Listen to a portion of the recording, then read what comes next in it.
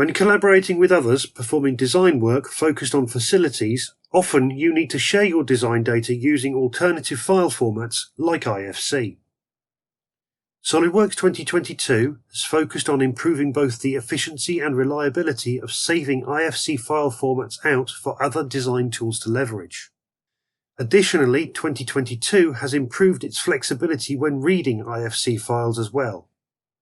Now, when you open an IFC file, you can choose to filter specific object types to import, avoiding the need to open unnecessary geometry and focus on just the information you need to work with. For example, your task may only require the walls, floor, and furniture within the building. All of this means the imported files both open faster but also do not contain overly complex geometry for the specific design task you need to perform when working with IFC data.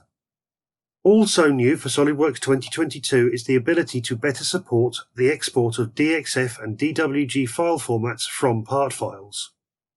Components often contain color information that is important for the manufacturing processes, such as the color of sketches, bend lines, and other information. Now, when using the export to DXF or drawing from a part file and enabling to include these objects, their colors will be honored in the output of the file. This is extremely valuable for downstream operations where colors can represent different manufacturing processes or parameters for NC tool equipment.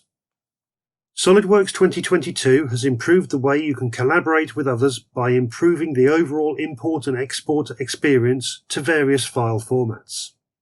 So, in summary, we've seen IFC files exported from SOLIDWORKS now have a higher quality.